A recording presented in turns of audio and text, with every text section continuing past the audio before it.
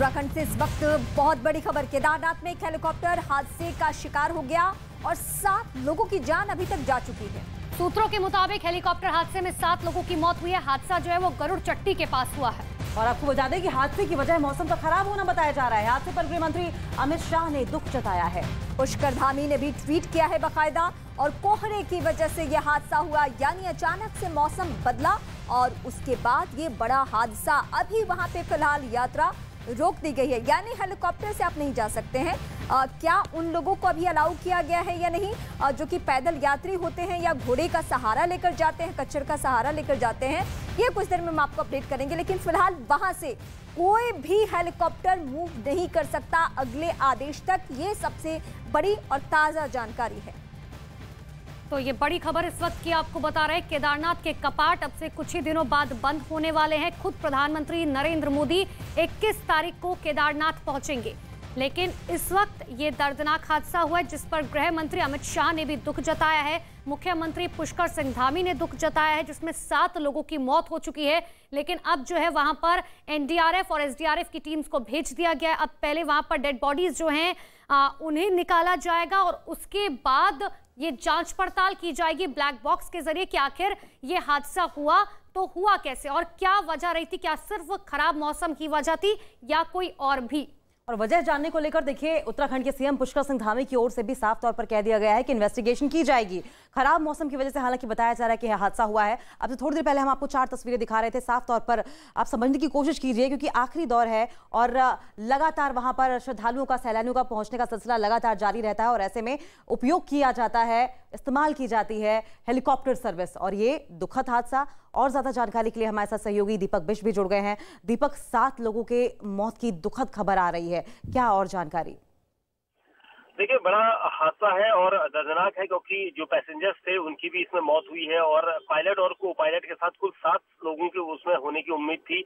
और ये जानकारी जो आ रही है इसमें कहा जा रहा है कि घना कोहरा जो घाटी में रहता है, तकरीबन 8 से 10 किलोमीटर का वो रेंज होती है जिस जगह पर हेलीकॉप्टर सेवाएं देते हैं। और गुप्तकाशी और फाटा ये ऐसे एरिया है जहां से सबसे ज्यादा पैसेंजर जो है हवाई यात्रा का यहाँ से सेवाएं लेकर केदारनाथ धाम की तरफ जाते हैं। इस वक्त ये हादसा हुआ है, घना कोहरा था वहां पर उस घाटी में, और घाटी में ये अमूमन आता जा रहा है। हालांकि आकलन है कि पायलट जो है इस हेली को बचाने की कोशिश करते हुए ऊपर तक लाए थे, क्योंकि नीचे नदी बहती है और गहरी खाई है। तो अभी तक फिलहाल जो विश्लेषण है वो उसके मुताबिक ये माना जा रहा है कि घना कोहरा ही इस हादसे की वजह है। लेकिन क्या हेलीकॉप्टर में कुछ और भी कुछ हुआ था या कोई प्रॉब्लम हुई थी, क्योंकि को पायलट भी साथ में था, तो जाहिर सी बात है कि 2 पायलट होने के बाद भी इतना बड़ा हादसा हुआ है तो बड़ी जांच इसमें बिठाई जाएगी। लेकिन बड़ा दर्दनाक हादसा है। सुबह के वक्त लोगों ने जो वहां से आसपास जो भक्त जाते हैं केदार घाटी से केदारनाथ की तरफ, उनके सामने ये सारा कुछ हुआ था, क्योंकि इसमें हालांकि जो हॉस्पिटल सेवाएं होती वो भी नजदीक होती, फिर भी कोई इसमें नहीं सका।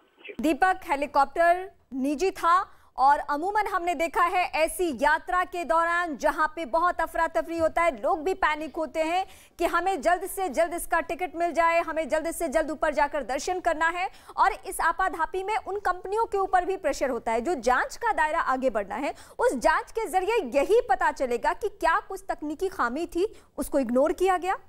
मौसम तो वजह ही है।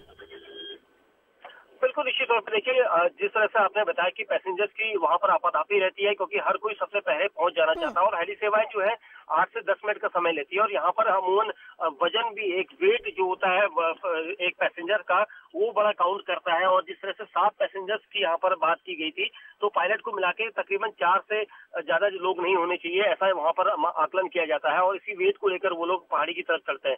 लेकिन यहाँ पर 7 लोग हैं, तो ये भी एक वजह हो सकती है। दूसरा, घना कोहरा है और जल्द से जल्द छोड़ने की जो स्पीड होने की बात होती है उसको भी यहाँ पर देखा जाता है। और पायलट जब अनुभवी थे तो उन्हें घने कोहरे की काफी जानकारी थी, बावजूद उसके वो घने कोहरे की तरफ को हेलीकॉप्टर को लेकर गए।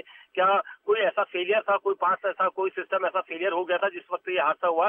तो ये सब जो है फिलहाल जांच का विषय है, जिसकी जांच की जाएगी। बिल्कुल दीपक, बने रहिए। एक बार तस्वीरें देखिए, आपको दिखा रहे हैं, जो एरो करके दिखा रहे हैं, आप समझिए कि ये हेलीकॉप्टर का मलबा है और जो जलता हुआ आपको मलबा नजर आ रही है, हेलीकॉप्टर का मलबा बिखरा हुआ जगह जगह नजर आ रहा है। दीपक लगातार बने हुए। दीपक, एक बात और समझना चाहेंगे कि क्या केदारनाथ की जो यात्रा है इस हादसे के बाद अभी रुकी हुई है? क्योंकि हेलीकॉप्टर तो हल किया जा चुका है, लेकिन क्या अभी केदारनाथ की यात्रा चल रही है जैसे सुबह तक चल रही थी?